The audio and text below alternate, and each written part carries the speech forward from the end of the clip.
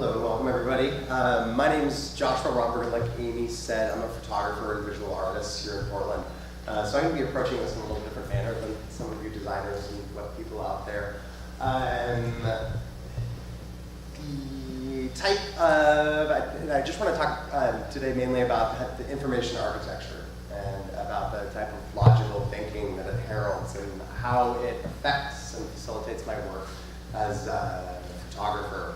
And also how these concepts that strive to create high-value shared information environments can be used in ways that go beyond the intra and internets of the world into the world of visual art. And so the work that I create is very layered, very structured. It invites inspection and creation of narratives unique to each viewer.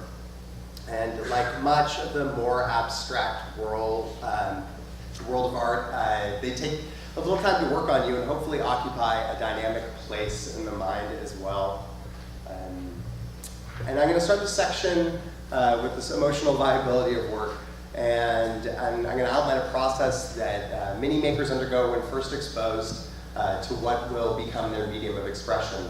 And for me as a photographer, I'm going to talk about this in terms of a camera. Really the origins of my interest here. Why do I work? More or less also in chronological order. And I'm going to start with the session with mechanism. It's a really immediate and impulsive act. I really loved the camera for my first introduction. The next is going to be collection. What do you do with this data? When you have two pieces of information, you have a collection. How do you interact with it? How does it change your perspective on the world around you? And safety, the third one here, is definitely going to be the most abstract of the three concepts. It's something that I wasn't really clearly able to label until my relationship with images and image making changed and developed further beyond its infancy. And the last one is release, which is something that we're hopefully all really familiar with. It's that feeling that washes over you when you get done with a project, and specifically a project done well. So moving right into it. The mechanics, so this obsession with mechanism, it's a really immediate, it's a really primal, and it's a really naive reaction. And like anyone picking up a paintbrush or touching a computer for the first time, these seemingly insignificant moments have a profound effect on you that changes the way that you see the world, and also how you can represent that lens, if you will, or way to look at the world. And before you understand these mechanisms, things like computers, cars, cameras tend to be really complex. We don't quite understand their inner workings, and they initially kind of occupy this place of magic. And it's only until later on when we start to see these objects and the things that they're able to create as products of their individual components that we are able to start to manipulate them in ways that become very interesting for the makers. So the next one is collection. This documentation, or this documenting gives you something firm to latch onto as a kid. It starts out as a process that's really autobiographical when we're talking about cameras. You take pictures of the things around you, the things that interest you, the things like your parents, your room, your car, whatever it is, and when you're a kid, you often are in this state of constant flux. The things around you are changing, your body's changing, you're changing, the way you think about things is changing.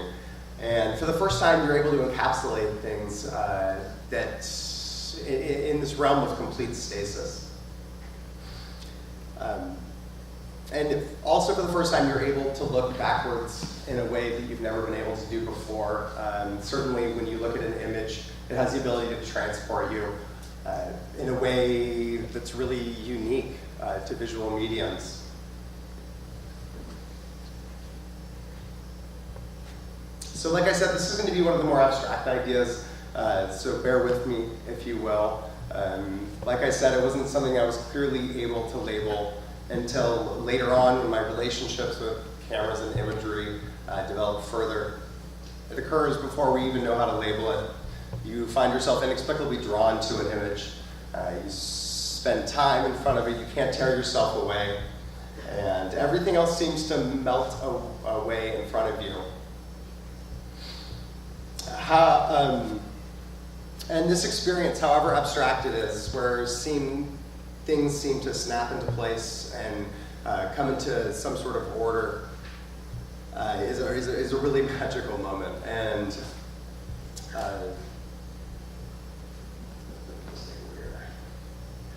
And these moments, I think, serve as indicators of a well-designed user experience.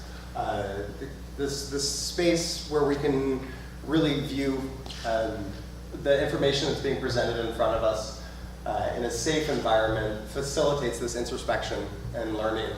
And you also have the experience of possessing that artist for even just a second and getting to experience the world through their eyes. And from those places, you start your personal interpretations and your own personal narratives about the information that's being presented. So this last one, like I said, is something that we're probably all familiar with. It's going to be the idea of release. And it's an important one for all of us because it starts this cycle of satisfaction, this positive feedback loop, if you will.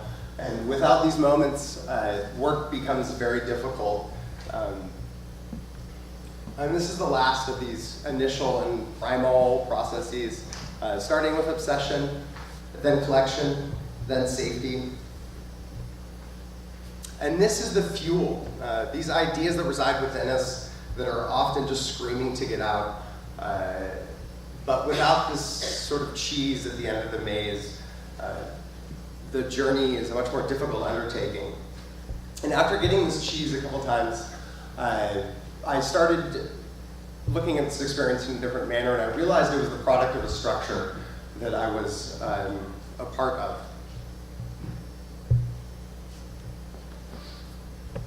And it was a way also when I found myself in situations where I was unable to work or having a hard time starting a new project.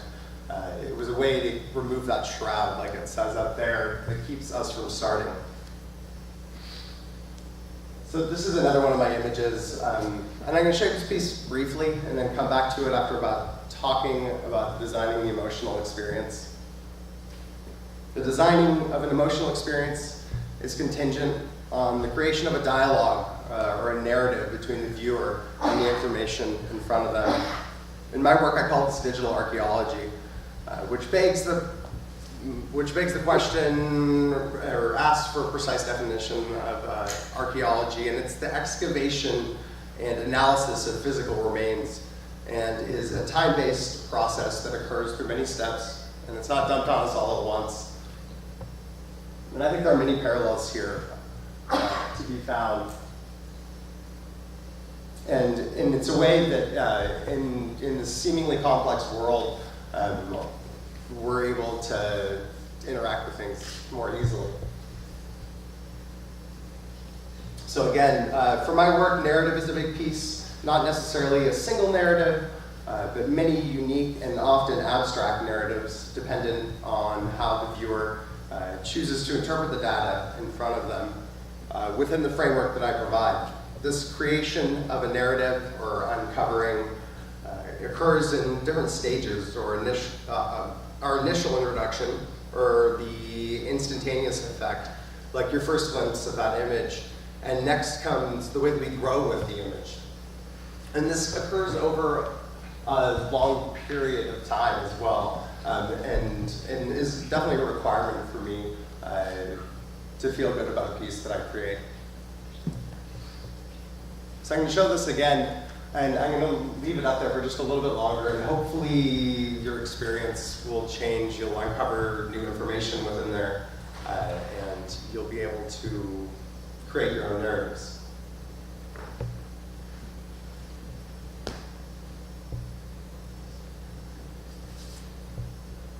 At first, the elements are jumbled. A few little moments poke out at us, like perhaps the central beam jutting off to the right. And then the eye is drawn to the lower left corner, and then maybe we notice the arm reaching out from the right of the frame. For me, this is where the narrative kicks in.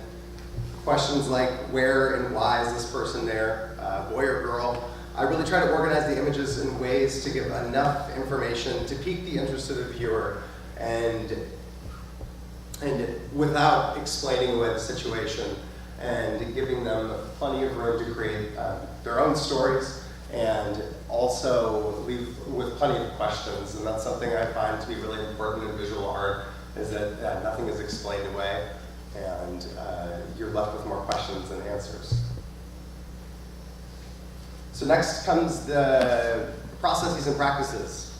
And it concerns the physical steps I go through when preparing and creating and dealing with the work that I make.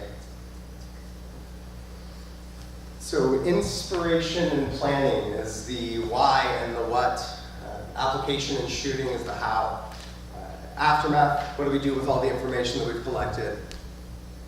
It is what gives us the final product. So inspiration happens in a lot of different ways. One of my quotes that I really enjoy is write the book that you want to read. For me, this kind of inspiration comes from listening to those little voices that scream inside of you. We all have them. Sometimes they're quieter than others. I've written many books, and most of them are garbage. So what we do from there is really the interesting part. We learn so much from our mistakes that eventually, if you continue doing this over and over again, and taking this out into the world, I think it's either with my notes on here. I'm sorry. Yeah, that's right.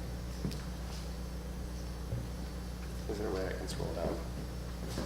Oh, yes. That is Thank you. So if you continually show people these books, even if they are garbage, listen and, thank you. Listen and find the takeaway from each experience. Something funny happens. You find a voice, and then something even stranger occurs. You find an audience. And like I said, that's definitely a prerequisite for me feeling like I have a finished product in front of me.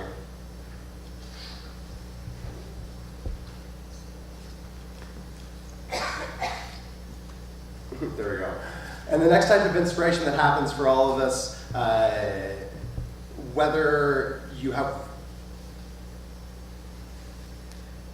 forgive me, I'm having a little technical difficulty. Okay, so then the next one is going to be tools. Tools can often inspire us. Tools can also confuse us. So I think it's important to take this approach when it comes to adding a new tool to your kit. And that's to get to know them one at a time. So I like to use the analogy of a drummer. And so you start out with maybe just a kick drum. And it's a real lonely sort of setup, but it's important to get to know that kick drum before you can add anything else into your kit. So it starts out with like a real simple sound. And then you got a hi-hat, and then you maybe throw a little snare in there. And all of a sudden, what happens is you created your own voice. And inspiration also happens in another way. This one's going to be more direct. It happens through things like scouting. Scouting happens all the time when you're in your home environment. It's important to keep your eyes open to form, light, and structure. But it's going to be a passive process when you're in your home environment. And when I find new things, file them away in a mental database. Travel is a special place when it comes to inspiration. I find that I'm always keyed up. Hunting, it's an amazing process and very inspiring, but it's also unsustainable. This is kind of the idea of fresh eyes and bringing fresh eyes into a project. That's sort of like bringing in a traveler to interpret and see things in a different way around you. So planning, strategic technical choices for emotional considerations, a very fancy way of saying that you don't bring a knife to a gunfight. Like the analogy of the drummer, you choose your gear based on experience and what you judge thanks to that experience as necessary. The way that I do this is generally through a mental checklist. But for larger jobs, I definitely write everything down, and it looks like this. So this is obviously things that you guys are very familiar with, making trees and charts to help keep yourselves organized and prepared for whatever situation may arise. This packing tree gives me something invaluable, peace of mind. And that I will at least have all the tools that I need for any given situation. And it's inevitably a continuing process. I'm always adding and sort of taking things off this list and realizing that and as I add new pieces to my kit as well, they make their way onto here.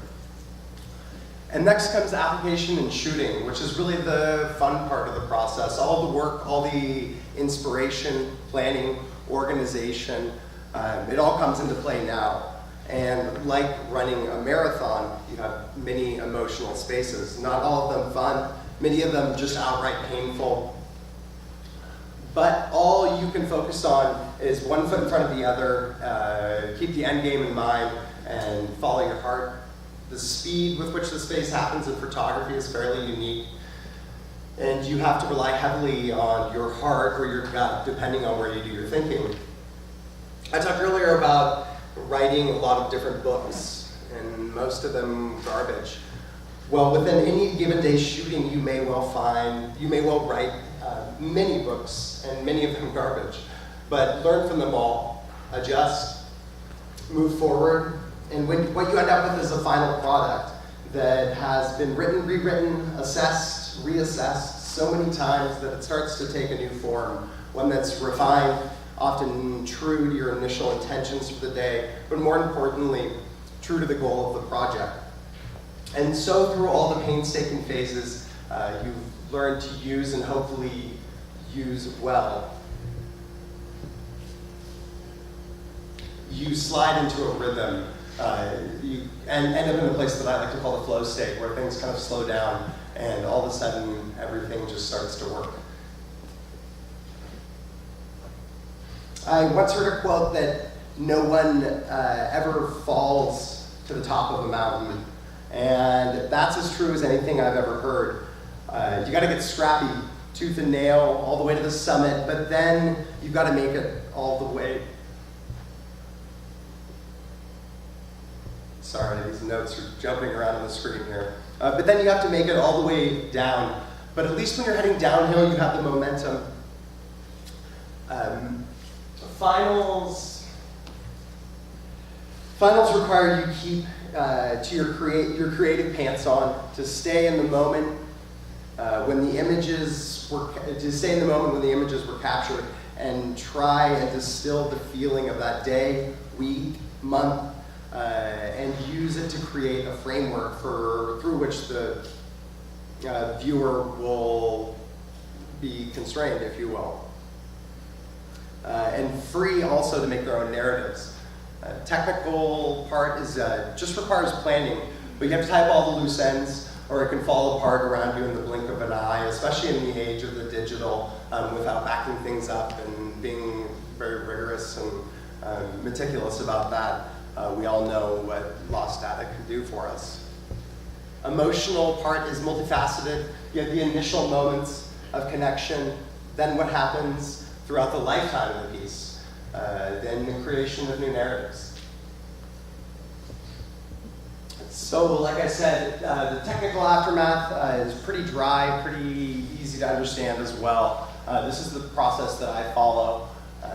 Get back to the house, offload all your CF cards, import, label, you have to sort and pare down, and then weekly I do a backup, monthly I do a backup offsite using a variety of different online backup resources. So the emotional aftermath.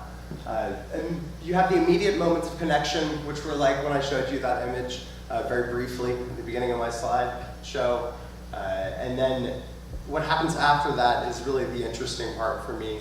How you grow with the piece over the lifetime of interaction with it. How you create new narratives. And also at the end of this, for the creator, you get that feeling of release.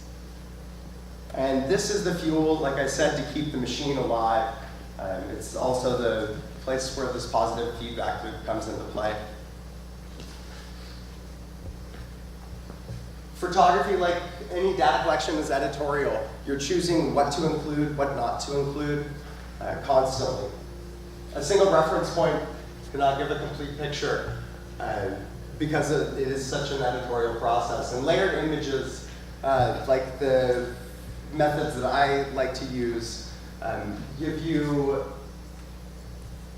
a lot of freedom, because all of a sudden that objectivity that for so long photography was heralded as having is completely lost, and you're free to just experience things in your own right and not worry about exactly what is being represented and whether it's true and honest. And this is a very intoxicating idea for makers like myself. So the creation of a final product starts with selections, hopefully defining a feel for the project, so that then you have to find elements within the gathered information of the shoot or project that create an opportunity for narratives to be made. Lastly comes the construction, which is a process that is always in flux and is so open-ended that without a structure or a defined goal for the piece to help the maker stay on track, it can easily overwhelm. At the end of it all, what you hope for is a piece that speaks to your audience, that engages them, and becomes more than just the sum of its parts. So I'm going to walk you through the creation of one of my pieces. And so I take, essentially it's going to be 5 images that I compile into one, obviously using Photoshop. It's one of my favorite tools out there. And this is the final piece. And this was taken from a trip to Tanzania that I took this summer. And all of these images are going to be from or directly around the Ngorongoro crater, which is in the south of Tanzania. So I go through and do some basic level adjustments, and then I start bringing in the other images and layering them in ways that I find interesting and also facilitate the type of communication that I'm looking for.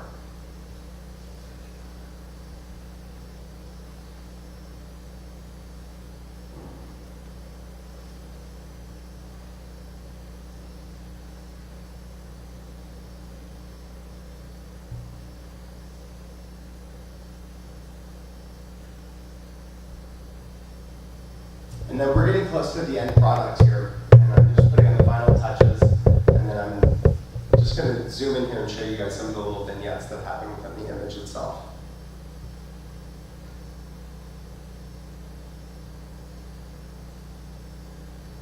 Basic level adjustments and dodging and burning, things like that. The layer masks are a big part of it as well.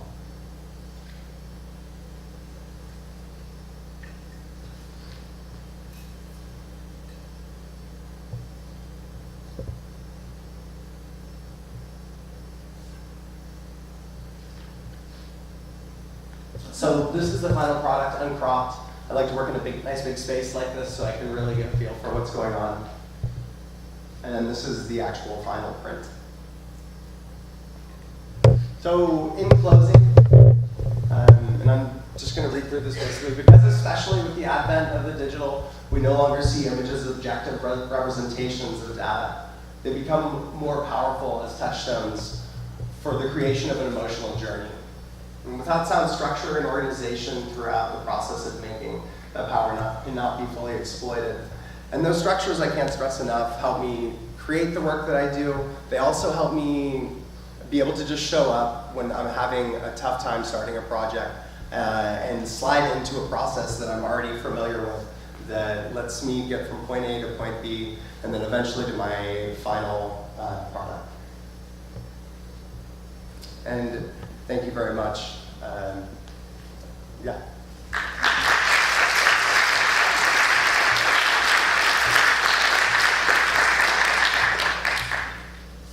And any questions? All right, guys. Well, I hope. Yes. Can you walk us through the story that you see in the final image? Absolutely, absolutely. Yeah. So again, this is an image that I took on my trip to Tanzania this this summer. I was there for a little over a month. And a lot of what you see when you're a tourist in this country is going to be from the viewpoint of the roads, because you do so much traveling. And there's also a really rich culture that surrounds these roads as essentially veins for all the commerce that comes through, all the tourism, and access to resources as well. And for me, this image of the woman carrying the bananas on her head is obviously something we're all familiar with. It's almost a quintessential shot to take when you're in a country like this. And for that reason also, being a white person in a country such as Africa is a really complicated image. And I tried to speak to a lot of what was going on around me. There's a layered image underneath it, which is an image of the school, or taken from a school, and it's a chart of both Swahili on the left side and then English on the right, and it's the clashing of these two different cultures, and maybe not even clashing, but coexistence is a better way to put it. And on top of that is, and very subtly, I have two lions that were from a group of lions that we followed pretty closely for about 2 weeks. And there was an incredible affection between the two of them. And so for me, I can't help but associate all of these things together. And I'm a little bit inarticulate today, and I'm sure you guys are aware that I'm a little nervous about public speaking as well. So thank you so much for bearing with me on these things. And real quickly, just for this one as well, it's going to be the same sort of thing. These are scenes from the road. These are scenes that are things that I experienced as a tourist, and things that also were just a part of the day-to-day life of a lot of the people that we ran across on this trip. Thank you very much, guys, and enjoy the rest of your role.